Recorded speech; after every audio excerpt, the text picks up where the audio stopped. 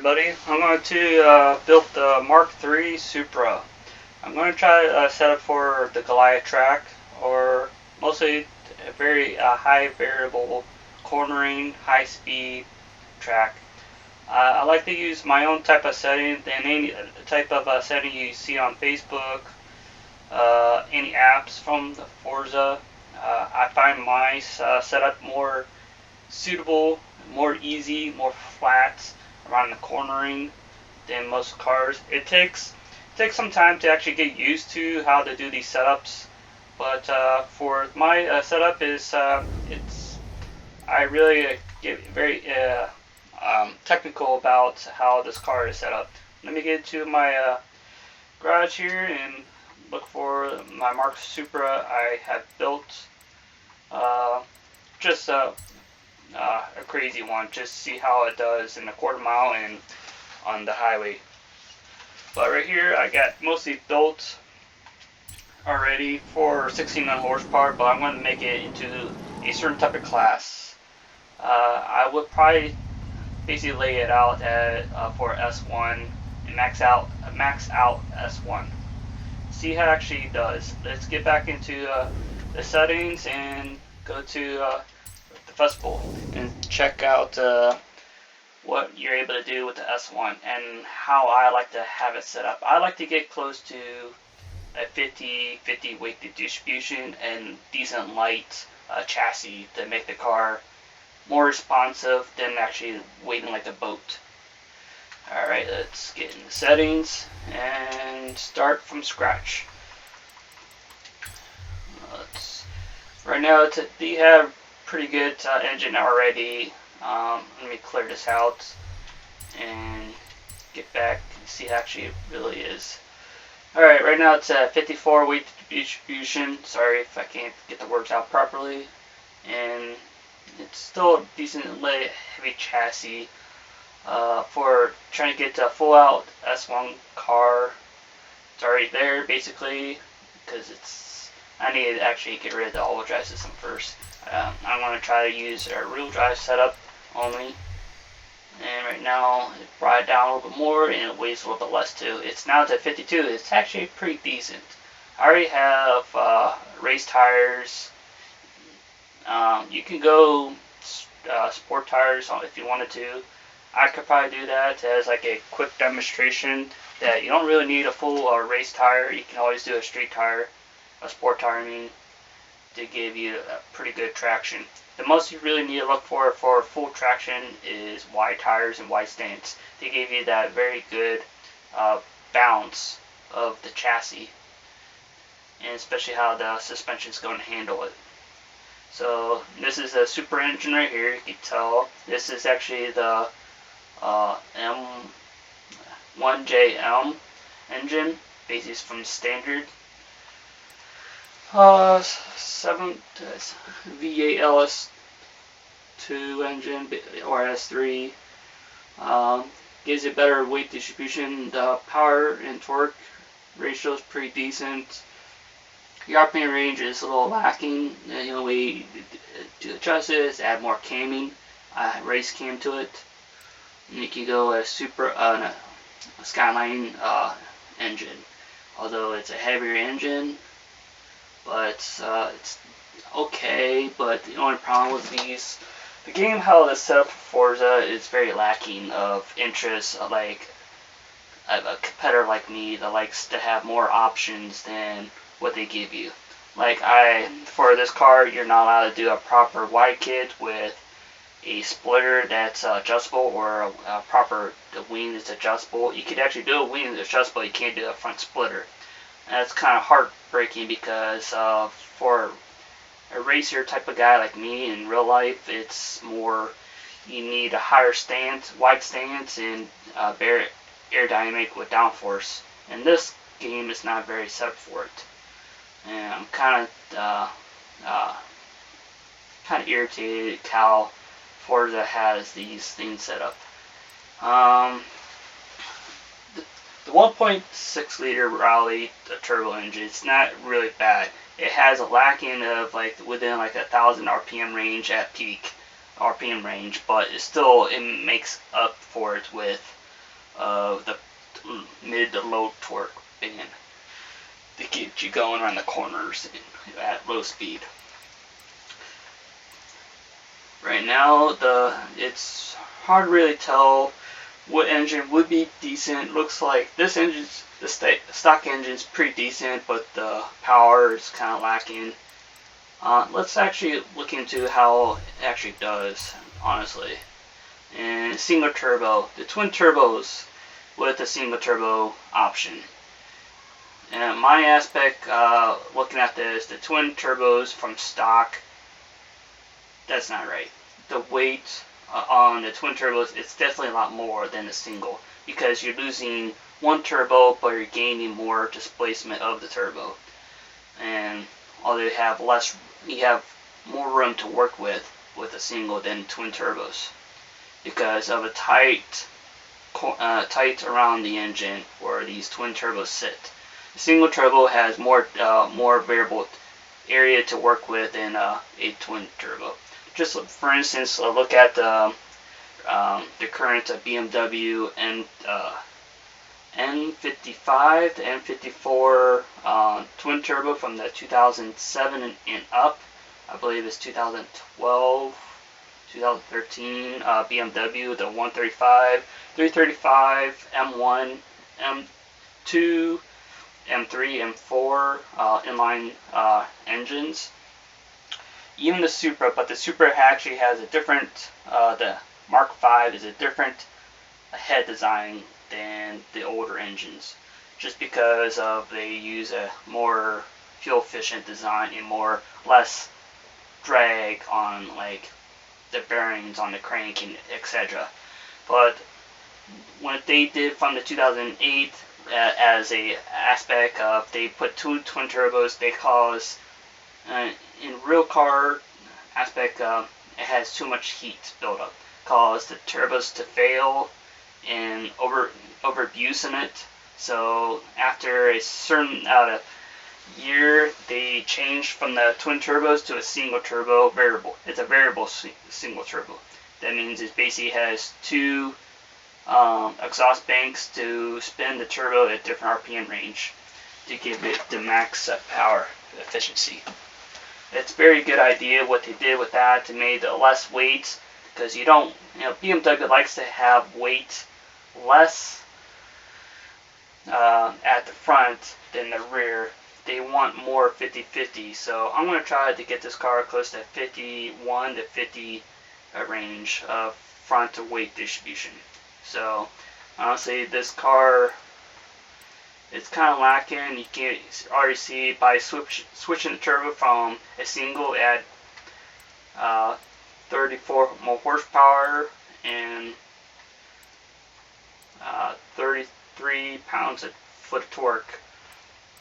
You can't really tell. You don't really tell. Actually, the single turbo makes more RPM range at higher RPMs than the twins, because for the twin turbos, they're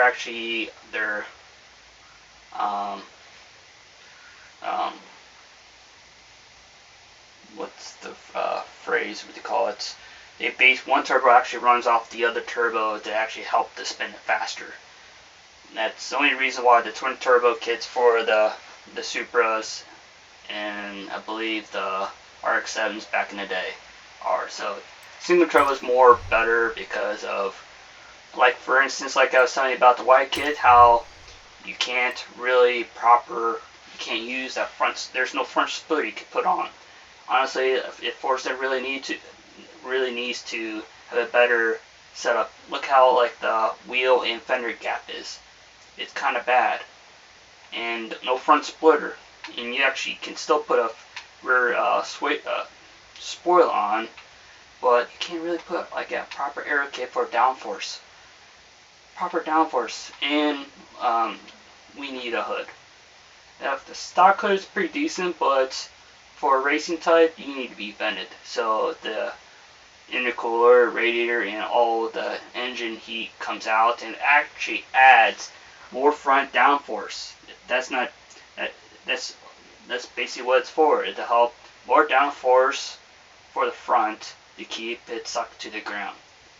And it's not just because it helps to vent out the heat, by itself, it also helps get more downforce, even underneath the floor panel. Underneath the car, they have a flat panel to help create more downforce. They had actually proper venting underneath the car to get the car to suck to the ground. So if I wanted to actually build a game, I would make it more a time attack style Forza. If I actually have the knowledge to build my own type of game like this and plus more. So I'm gonna not put this wide kit on because actually you can get decent wide tires, but for the setup that I'm gonna do, I'm just keep it as like it is with the rear wing, the adjustable spoiler, and the adjustable front splitter with the side cardinals. Alright, now let's get out of this part of the section, and I'll show you what I'm gonna put. I actually do have race wheels, tires on, so I'm gonna go to sport tires to give you the aspect what you can do to overcompensate a wide issue for tires issue of wear. 265, it's pretty doable. I wish you can actually make it a little bit wider, like 275, 285. The rear is pretty decent though too. It's 295, and I like to go with 18s just because it has. If you go any smaller than that, you have tire deflection just because of the size of the wheel. Like if you have more rubber, you're adding too much pressure in the tire. Cause to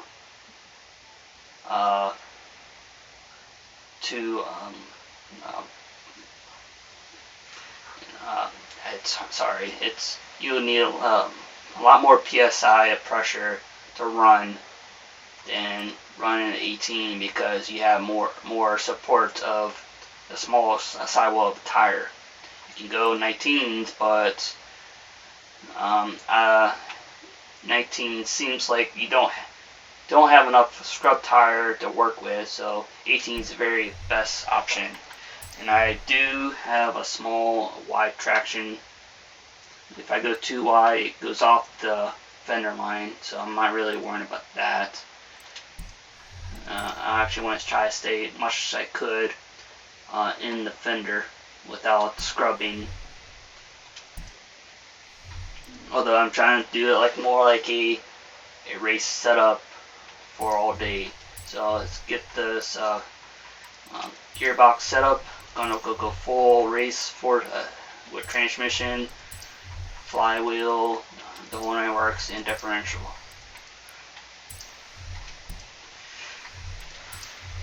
Braking, I'm always gonna put out race brakes because you can fully adjust them.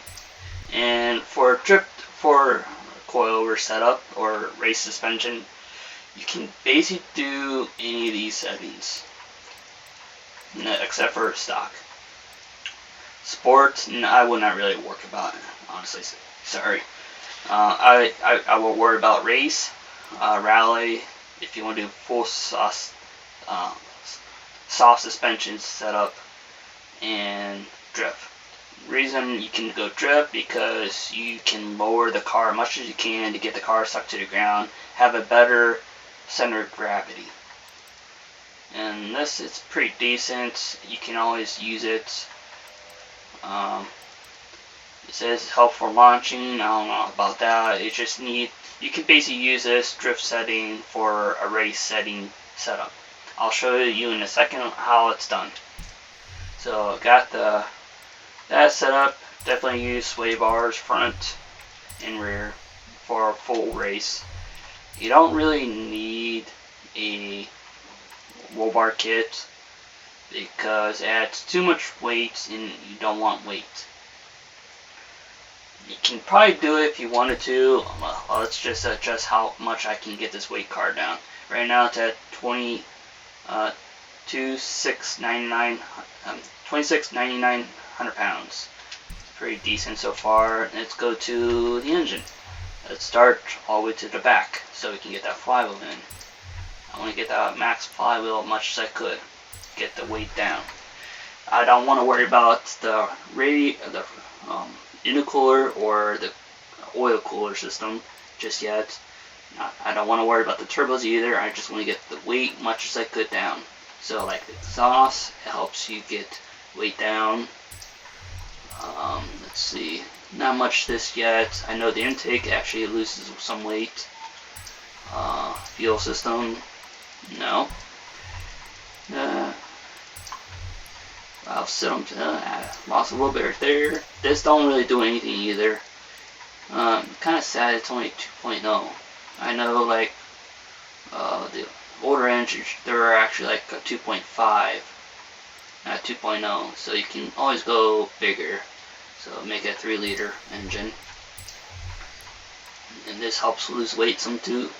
Brings 315 pounds of horsepower with 309 feet of torque. Now I want to go cams because I want the RPMs to go up there. It brings me already to S1 already, 805, and with a horsepower of 385 horsepower and 333 feet of torque. So, alright. Got that. Double check and keep getting what I'm doing. 400 horsepower now. 419. Alright. Now you can work a little bit bigger with the turbo. So let's look at the Sport 440. Alright. Brings it there. 461 feet torque. And it looks like I'm close to maxing out the horsepower capable with this engine. So it looks like I need to swap the engine. So let's get out of here and swap the engine. Try to go 3-liter.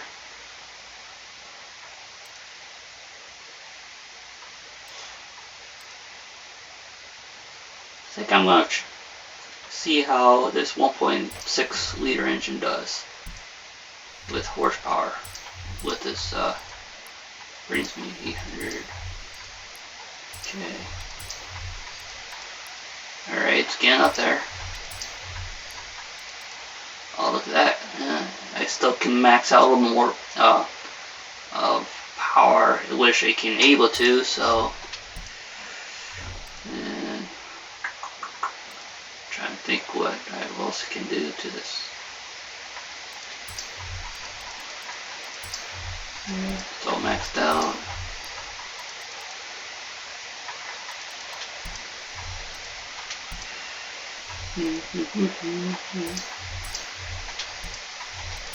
Double check to make sure from swapping the engine didn't cancel out anything. So it looks like I can go race tires, so I'm just going to stay here and show how the car is set up.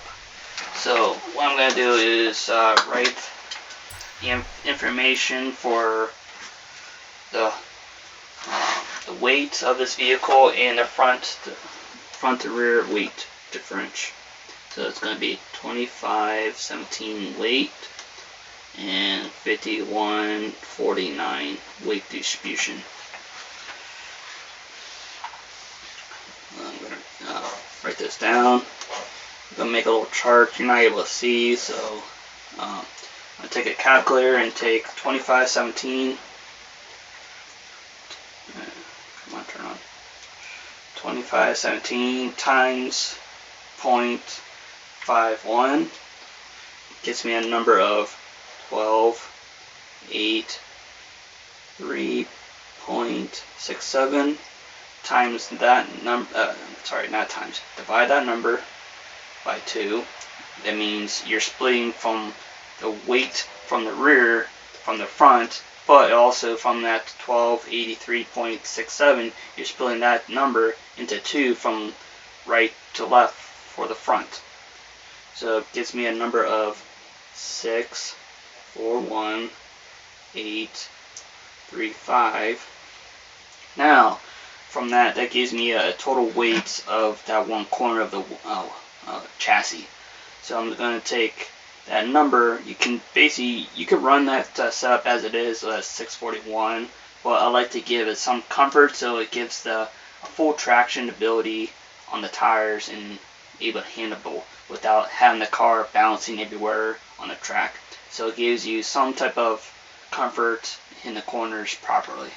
So I'm going to take that 641.835 and divide 1.2.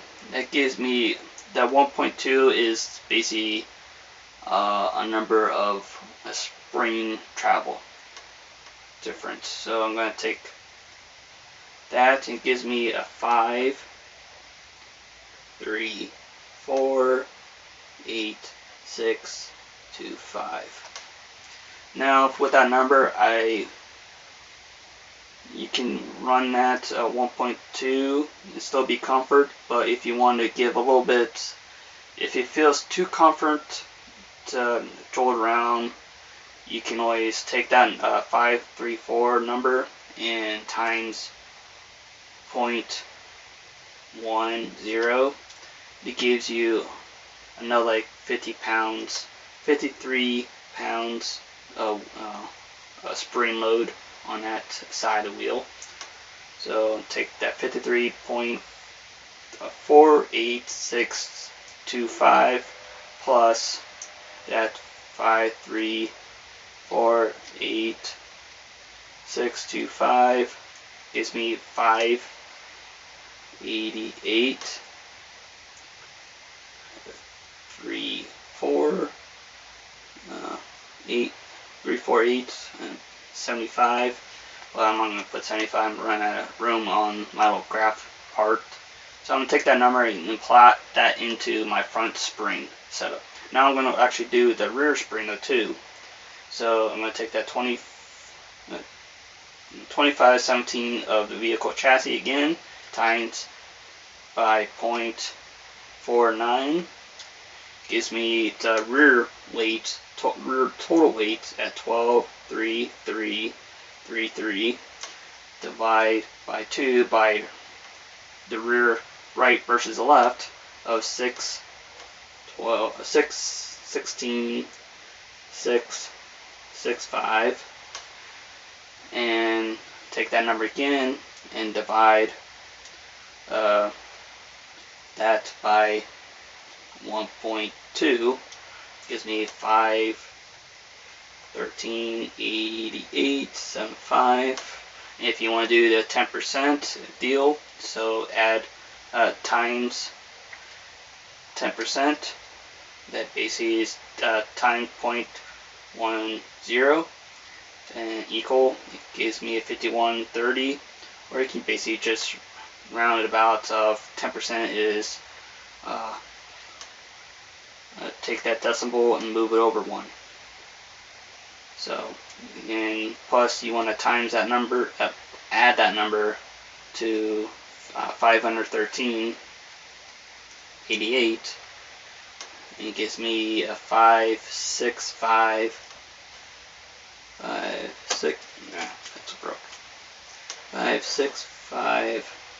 27.625. Now I got this already plotted. Now let's get out of here, buy all his goodies. First I could do is, you really want actually a decent wheel. I recommend that this is not the lightest wheel on this able to select, so I'm going to show you what I usually use. I usually use the Volks. You lose 13 pounds per side, I believe.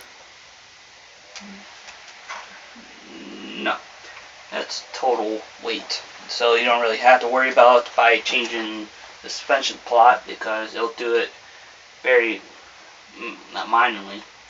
So you can do that, or you can. I like to use mk3 RFPF ones. Or You can always use the bad boys too, but I like the Incosa too. So let's use this setup and see how it runs. See, you see the 25. Oh damn. Yeah. Alright, sorry if I'm not talking proper.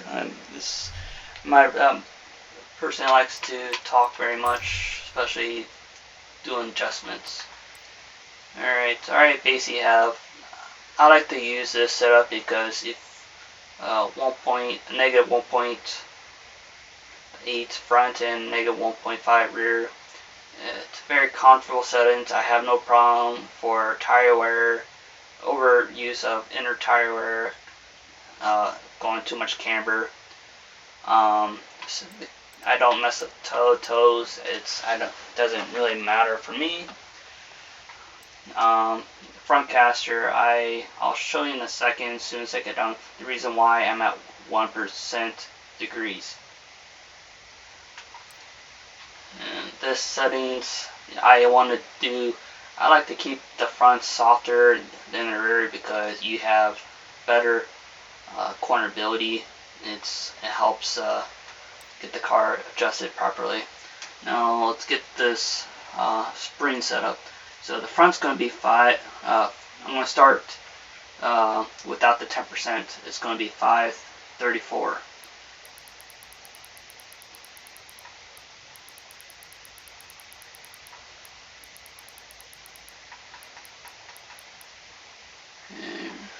There, that's just perfect. Now the rear going to be 513. The reason why I don't like using their auto plot setup because it's very unhandleable. It makes the car too loose, too bouncy, too a little bit everything. So I like to plot my own setup. I don't really very much using trying to like go like this too much and leave the front or the rear. I like to keep it pretty evenly where it shows, but to keep it from 50-50, you actually want to keep it close to what they kind of recommend of like how many inches off the ground or ride height. So you do not want to lower it all the way to the ground because it'll cause scraping. It's too stiff. It'll be too stiff to handle. Alright. I'll keep it like that. You always want to have the front a little bit lower than the rear. And these really close to settings, I want to keep the rebound somewhat softer than the bump stiffness because having the shock to move fast to get back to normal setting is you want it softer. It gives you better traction on the road surface and everything. If you make it too stiff, it causes too much bouncing and everything. So keep it close to soft as much as you can and where the weight distribution wants to be. And the bump stiffness makes the car ride stiff at each hit bump. So you want to keep it a little bit stiffer than the rebound. And this setting is the front to make a car handle in a high speed hump, like on the glide track. When you get to the bridge, before the bridge, I'm always average about 130 to 135 miles per hour before I hit the hump. Right after I hit the hump and all, and you always notice the car would nose up, come over the crest of the hill. If it doesn't, and it kind of flattens out over the hip, and it's perfect. If it nosedives, you have too much tension of the suspension or too much improper downforce. So you want the front lower as you can at corner, because you need the front weight, pounds, front downforce much as you can to get the car hanging around the corner as hard as you can. Now, why I have the rear all the way up at speed, because of the 50-50 weight distribution. I could go at 220 if I want to, but I like to give like another 10-15 pounds more inch in the rear to give the car a little more grip on the wheel, the back wheel. And this braking force. Well, each car has a different setting of brake force balance. Like if you have a weight distribution of a Civic like a 60 in the front, you want to have that at 60. If you have like a car like this, it's a 51 front distribution, you want this to a 51. I don't really mess with brake force unless I'm really getting really dainty with the braking, braking too much. I don't really hit the brakes hard. I tap the brakes as much as I can, but I don't slam on it. And I'm going to be addressing this too. 75% is basic. I don't really like to mess with deceleration very much because it's not really needed. So I'll be using acceleration only. 75%, that's basically 3/4 wheel lock from one side to the other. That means one wheel spins first, the other one spins 75% on top of that, over right behind it. So one wheel grips before the other one. If you do a 50-50, that basically gives you the one wheel locks then the other at 50%. So you can always do 100%, but you won't have the proper grip that it needs at cornering. It'll cause the car to form like a drift style, full lock or a drag. So 75 is okay, but I like to get down close at like a 68 to 62 range. So I'm going to put like a 66 right now and see how it works. Oh yeah, I forgot to describe the tires. Tires, which season you're at or how much tire temperature you're putting in. You want to watch the tire temperature at race conditions. You want the tire PSI roughly about 31 to 32 at hot, not at cold. So you want to watch the tire temps as always. So I like to get the rear a little bit more PSI than the front because of how much load you're actually putting in the front. So let's do 28 rear and 27.5 front. Oh yeah. I forgot to let you know that gearing, I like the gearing very complex with my own setup to with a high horsepower range. I always like to have the first gear above 60 miles per hour. Say between, like if you're at 1,000 horsepower, you want about 70 to 80 miles per hour range first gear, and the second gear about 110 120 mile an hour range of how much horsepower you're working with. With 668 horsepower range with 680-ish pounds of torque, I want this front first gear about 60, 65 range. So I'm just gonna free adjust it, see how it is. And I notice this little graph on the corner don't really provide you of the proper miles per hour of RPM range. So I'm just gonna go as much as I could and see how it does and work with that. I like to get like the three gears decently long. Say the third gear is going to be roughly about 140 150 mile range, and work smaller gearing from there, slightly by slightly. And especially with 6th gear, you want that last gear to be tight. How much the top speed can be and what the track can do. And go a little bit shorter on this fifth and see how it looks good from there. So it looks good right there, the setting. Let's test on the rotor now. Alrighty.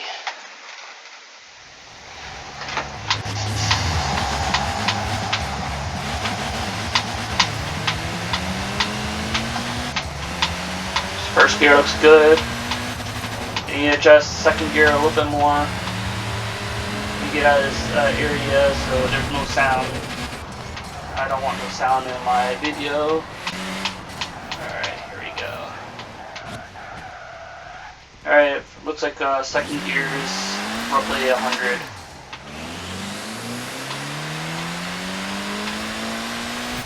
It's under 2. I'm going to adjust slightly a little more. Give more RPM range. So second, it's on 1.90. I'm gonna go to like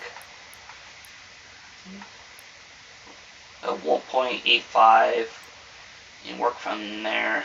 Give 0.01 on that one and 0.1 right, 0.01 on that one. Work from that.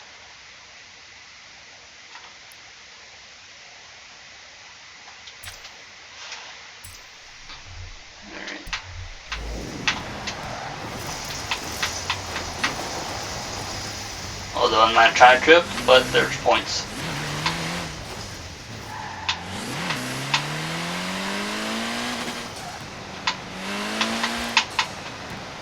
I bring the graph up so I can show you the temps and all. And first I want to actually show you about this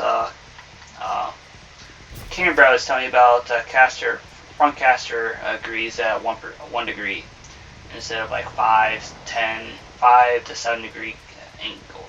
So I'm going to just tilt my steering and show you where the front camber is. Watch the front camber. That's a negative 1.73 to negative 1.8, and see how much it moves. See, it's at negative 4 just by moving it slightly.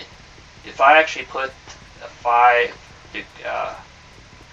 5% degrees on it or 7 degrees, this number will go all the way up to negative 8 degrees. I don't want to really see that much because you don't really need that much of a camber angle. So let's show you how this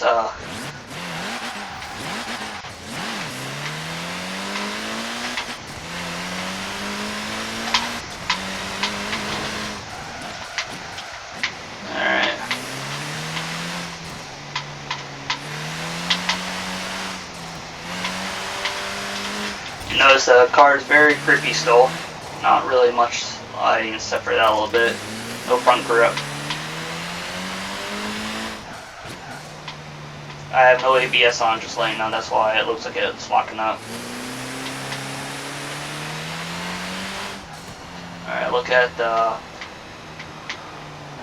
Sorry, I'm just looking at the graph while I'm trying to drive. It's kind of hard. See how much isolation the suspension is pushing. I'm going to hit a bump or a cornering. See how much I need to adjust. See if it's too jittery or too soft.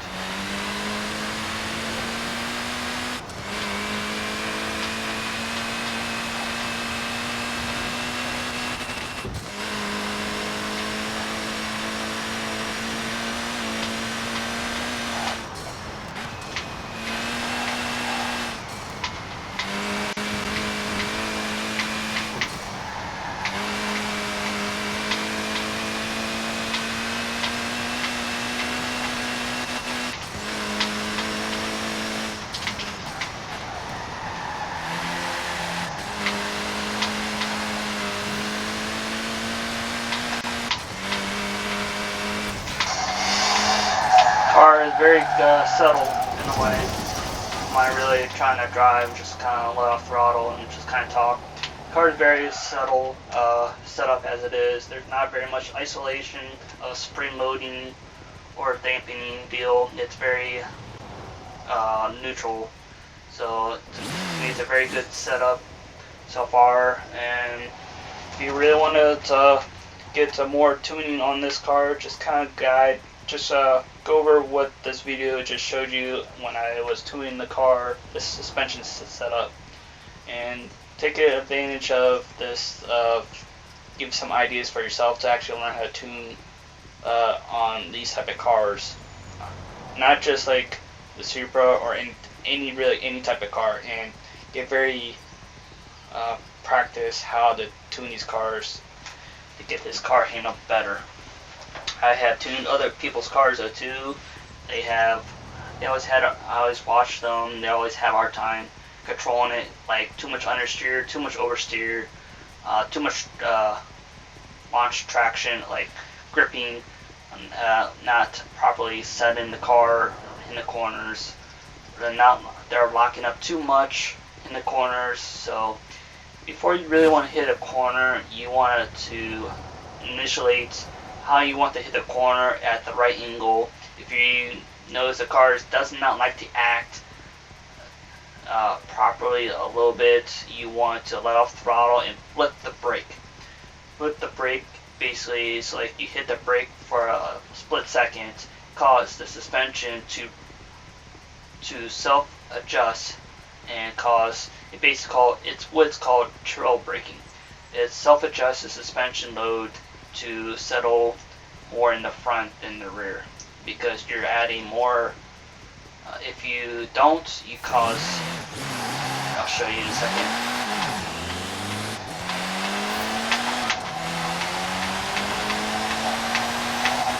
The car is very neutral. I'm not touching very much on the tune on it. So by flipping the brake just like that, it helps the car settle. Flip the brake to resettle. You can do it at high speeds though too. Just let off throttle and it will set for a second. If you want to more oversteer a little bit, it's called oversteer braking to me. It helps to get the car overbounce the front, to get more weight in the front, so be light in the rear. It helps adjust your suspension to give a little more faster degree. So I'll show you in a split second like this right here on this little piece of road surface how fast this car can really do by flipping the brake a little bit and everything. And get off.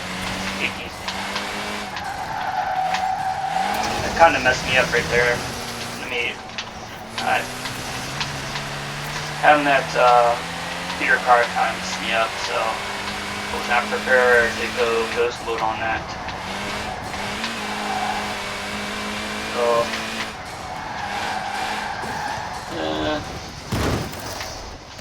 yeah. Alright, I'm going to go back to the other way to give a proper setting.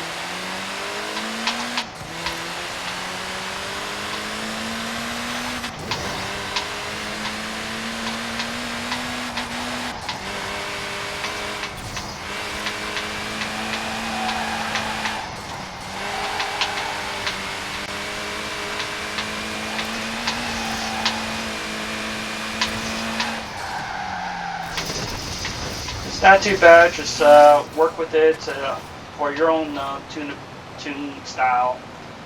If you want more dampening, just add like 1-2 clicks more on both front and rear. If you want more oversteer deal, just add a little bit more sway bar to it, a couple clicks, or a few more clicks on top of that to get the proper oversteer going. Or you need a little bit more dampening, just add a little more dampening to have more settled suspension. Basically, I'm going to add a little bit right here and definitely more here, because I noticed like the front had too much bind. reduce that when we get close to which setup as it is. So thank you for watching this video, and please subscribe and watch some of my other videos I have listed on here. Thank you.